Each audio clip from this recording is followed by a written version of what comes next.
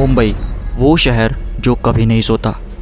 लाखों लोग रोज़ इन ट्रेनों में सफ़र करते हैं, लेकिन क्या तुमने कभी गौर किया है कि रात के 1:30 या 2 बजे के आसपास आखिरी लोकल निकल जाती है तो उन खाली पटरियों पर क्या होता है। सालों पहले एक ऐसी लोकल ट्रेन में शॉर्ट सर्किट की वजह से एक भयानक आग लग गई थी। ट्रेन के अंदर लोग खचाखच भरे हुए थे और कहीं लोग दरवाजे की तरफ भाग रहे हैं, कहीं खिड़की की तरफ भाग रहे हैं, लेकिन आग इतनी तेज़ थी कि कई लोग अंदर ही झुलस गए। उस ट्रेन के उस जले हुए डिब्बे को सर्विस से तो हटा दिया गया और उसे शहर के एक दूर दराज कार शेड के डेड एंड पर खड़ा कर दिया गया।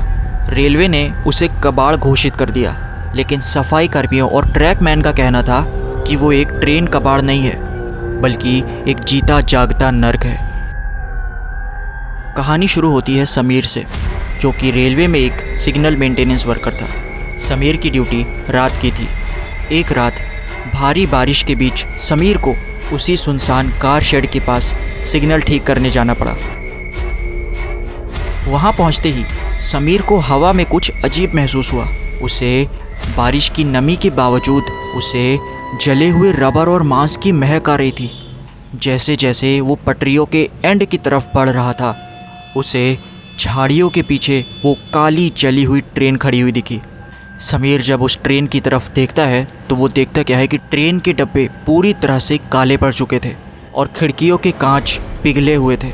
समीर जब ये सब कुछ देखकर मुड़ने ही वाला था, तभी समीर के कान में एक आवाज़ आई, एक धीमी सी फुसफुसाहट, चैन खींचो, कोई चैन खींचो। समीर इतना सुनकर वहीं रुक गया। ट्रेन के अंदर कोई नहीं था, लेकिन फिर ये आवाज़ कहाँ से आई?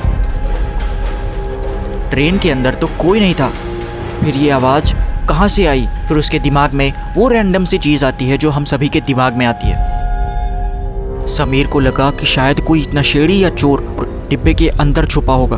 उसने अपनी टॉर्च जलाई और उस डिब्बे के अंदर कदम रखा।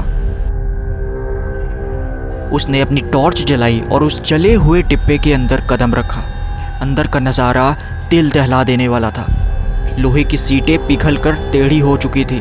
दीवारों पर काले हाथ के निशान थे, जैसे लोग बाहर निकलने के लिए गिड़गिड़ा रहे हों। समीर उस जले हुए डिब्बे के और अंदर जाते गया। अचानक समीर के टॉर्च की रोशनी एक कोने पर पड़ी। वहाँ पर एक जलती हुई आकृति बैठी हुई थी। एक बार के लिए समीर अचानक से ये देखकर बहुत ज़्यादा डर गया। देखकर ही वो कोई इंसान नहीं लग रहा था, बल्कि समीर क्या देखता है कि वो एक साया है जो कि धुआं छोड़ रहा है। समीर ने देखा कि उस डिब्बे में लगे चारों पंखे अपने आप कड़ कड़ कड़ करके घूमने लग रहे। समीर ने देखा कि उस ट्रेन में जले हुए ट्रेन के डिब्बे में उस जले हुए पंखे में से तड़ तड़ की आवाज़ आने लग रही है और वो घूम रहे हैं और वही पुरानी जली हुई आवाज़ कड़ कड़ कड़ करके। समीर इतना सब कुछ देखकर बहुत ज़्यादा डर चुका था। वो उस डिब्बे से बाहर निकलने की कोशिश करने लगा, तभी ट्रेन का दरवाज़ा अपने आप ज़ोर से बंद हो गया।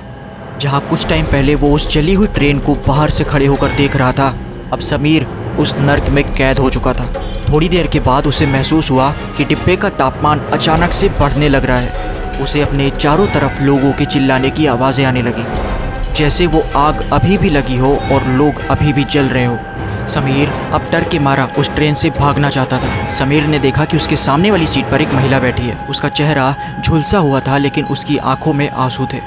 उसने अपनी जली हुई उंगली से बाहर की तरफ इशारा किया। समीर ने खिड़की से बाहर देखा, कार शेड गायब हो चुका था।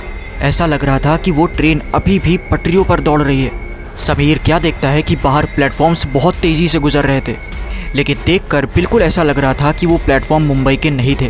वो प्लेटफॉर्म किसी और ही दुनिया के लग रहे थे, जहाँ चारों तरफ सिर्फ आग और चीखें थी। समीर को समझ आया कि मुंबई की वही ट्रेन है जो टाइम लूप में फंसी हुई है और मैं अभी उसी ट्रेन में ही खड़ा हूँ। ये ट्रेन हर रात उस हादसे को दोबारा जीती है। वो प्रेत आत्माएं उस आग से कभी आज़ाद नहीं हो पाई।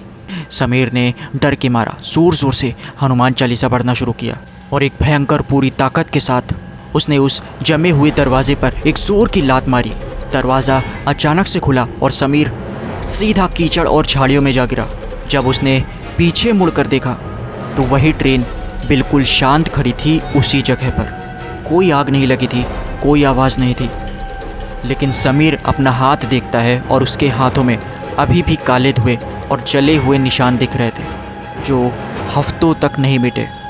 इस इंसिडेंट के बाद रेलवे ने उस ट्रेन को काट कर पूरी तरह से स्क्रैप कर दिया। लेकिन पटरियों के उस हिस्से को आज भी लोग बहुत ज़्यादा श्रापित मानते हैं। कलवा और मुंब्रा के पुराने मोटरमैन आज भी उस जगह से गुजरते वक्त हॉर्न नहीं बजाते, क्योंकि उनका मानना है कि हॉर्न की आवाज़ें सुनकर वो जली हुई रूहें ट्रेन रोकने की कोशिश करती है। दोस्तों, मुंबई की रफ्तार में हम अक्सर उन लोगों को भूल जाते हैं जो अपनी मंजिल तक कभी नहीं पहुंच पाए।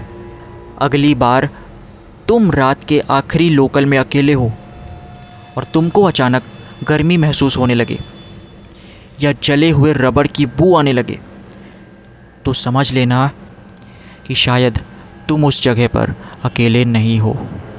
तो ये कहानी थी सुनील की।